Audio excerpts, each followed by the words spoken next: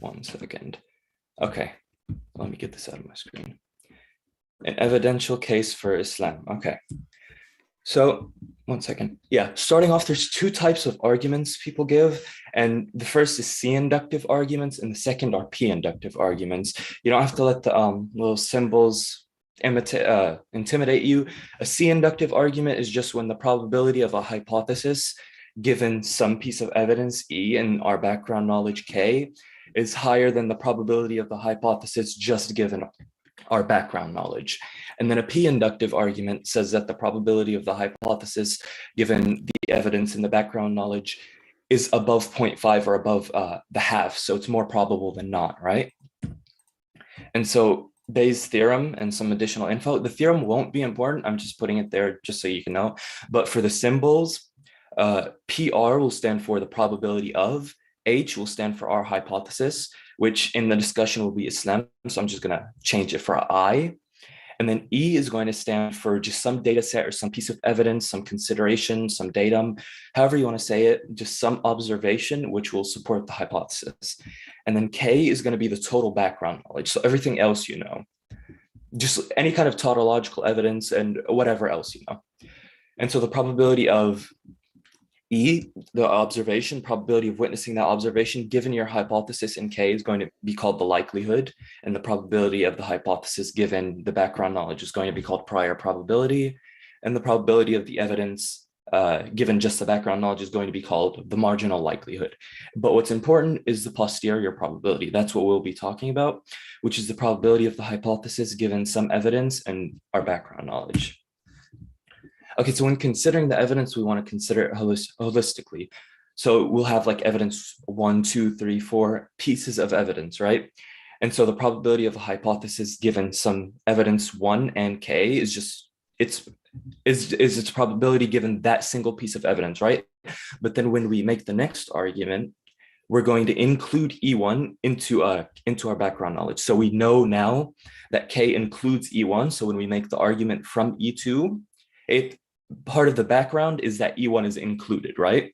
So we just start feeding all of the pieces of evidence into our background knowledge. So we end up, when we come to our final argument, let's say like E5, E6, the background knowledge already includes all those other pieces of data, okay?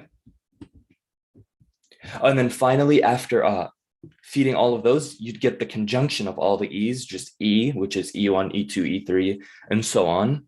And so I'd want to say the probability of the hypothesis, given the conjunction of all those arguments and given our background knowledge, is going to be higher than the probability of just the hypothesis and the background knowledge. So it's a good C-inductive argument.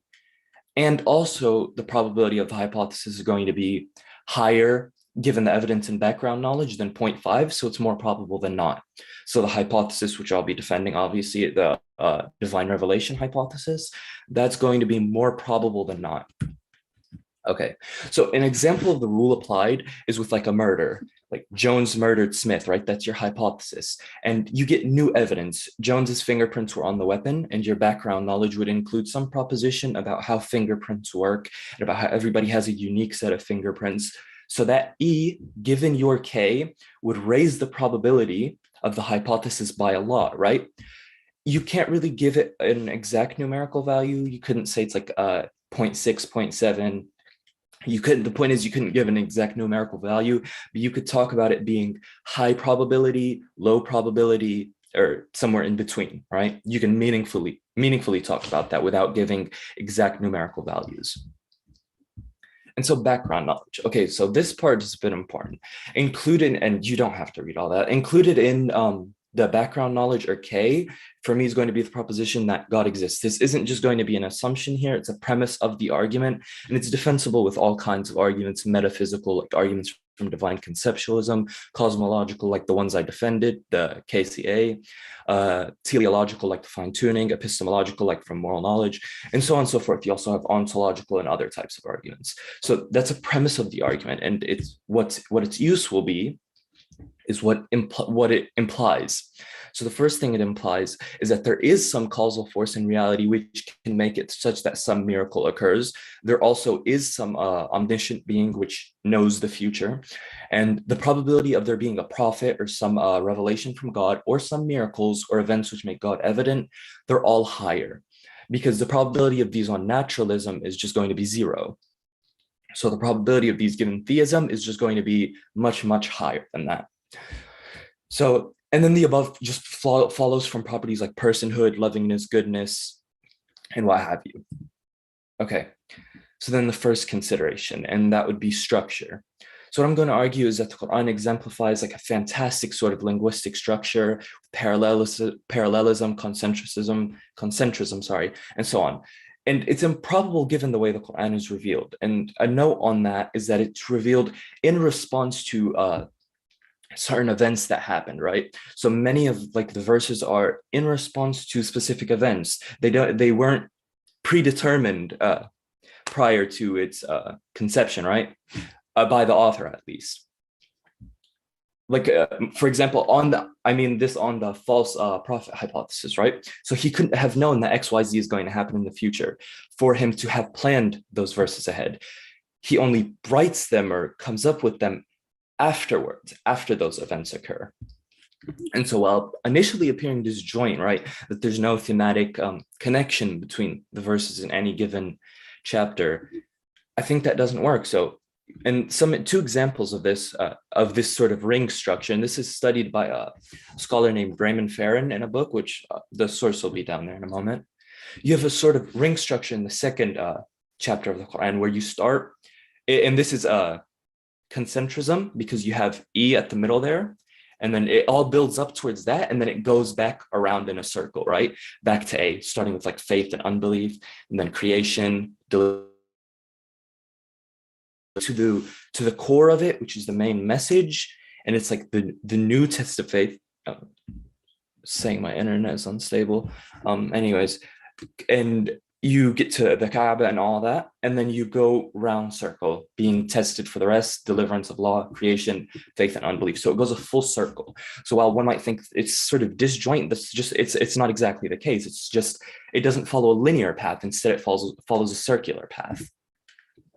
And so we wouldn't expect this kind of linguistic structure for something that was revealed piecemeal, for something that was revealed sort of in response to things. It was like a living text, in response to things going on. It was revealed in that sort of manner. So you wouldn't expect structures like this to appear in it, because this shows sort of intentionality towards it, right? And this is just the second example where you start with this one's parallelism, I believe. You start with like A, about God's light, and then you have A dash, God's light. And then you go like the example of his light, light upon light, lamp from blessed olive tree, and the oil that radiates from it. So that sort of thing. And then you move towards the center where they parallel each other, they're parallel to each other, and you keep doing this, right, as you go forward. And so that's for the sort of ring structure, parallelism, concentrism, these sort of structures that you wouldn't expect from this sort of text, right? Especially given a false prophet hypothesis where this person is just, he's just a lying, deceiving person, right? You wouldn't expect something like an excellent structure in there. You wouldn't expect something like ring structure or anything like that. On the contrary, you'd expect no structure at all. You probably wouldn't even expect it to be like a good linear structure, because he's just coming up with it as things go along. He doesn't know what's going to happen, right? You wouldn't even expect good linear or ring structure. So not even that basic or more advanced structure. So then you can ask, what theory does this support? On my theory, the divine revelation hypothesis, this is just expected. This is a prediction of my theory. It predicts that there will be these excellent structures that, despite that sort of piecemeal revelation, it's all going to fit together thematically, and structurally, it's going to be coherent. On the false prophet hypothesis, this isn't expected, though. This is unexpected on that sort of hypothesis. And since it's unexpected on that and expected on mine, so by definition, it would be evidence for my hypothesis. So the first argument would be the probability of I, given E1, where E1 is excellent structure and K is our background knowledge, is going to be higher than the probability of I given K. And so I given K is just, without considering any new evidence, is just our prior probability, just our background knowledge. What do we think about I? It's going to be higher than that. So this means that E supports the hypothesis. And then further reading, Raymond Farron has a whole 160-page book where he studies the more detailed versions of these with much more examples. All right, so the second one was I'Jaz. So it proposes a challenge to the Arabs, right, to meet the eloquence of the Quran. And the Arabs, known for their skill in poetry and prose, instead of attempting to meet the challenge, they tried to kill him, boycott him, and we have numerous reports about this. So instead of trying to meet it as they would with any other kind of poetry, they just set all that aside and try and stop him from spreading his message and try and kill him. And so this indicates sort of inability for them to respond to it. Because and one can't even say that they didn't think it was like highly eloquent or anything, because you have pretty much every scholar claiming it's eloquent. You might want to, obviously not the scholars who reject it aren't going to say it's miraculously eloquent. Of course, that's a claim I think that goes out of their above their pay grade. But the point is that it is considered eloquent in the classical text in Arabic that's studied by pretty much every Arabic in pretty much every Arabic class. So to say it's not very eloquent, so they didn't feel the need to respond, just seems completely implausible, I guess. So their not responding seems to indicate an inability to respond. And this would be due to its superior eloquence and so on, and instruction and whatnot. And then you have also these major Arab poets like Hassan bin Thabit who converted upon hearing the Quran. So that also indicates something more, that this new text was something above the poetry of the time. It was something that broke the norms of the standard poetry at the time. And so again, we can ask, which theory, right? What does this support? On my divine revelation hypothesis, this is completely predicted. In fact, it's completely predicted because of course they're going to fail. This is a divine text versus some random poetry, right? So this is definitely going to be above what they can respond to. They're not going to have the ability.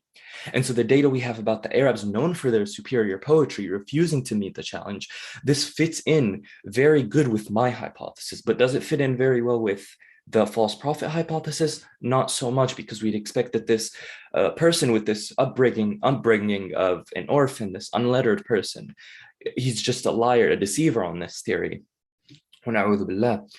He doesn't have any sort of background in this either. So why is it that he brought this text that just completely blows everything else out of the water? That fits in perfectly with my theory, and it just runs completely contrary to this competing theory, the false prophet hypothesis. And so the probability, and we're including the structural eloquence into K. So the evidence also fits in very well with our background knowledge about God's existence and about the structural excellence. So I given E2 and K is higher than I given K. And that's it for I'Jaz. And so prophecy, when it comes to prophecy and miracle, I only wanted to include one or two because it would just be too much to keep throwing stuff and throwing everything at the sink. You get what I mean? So I'm just trying to restrict it to one.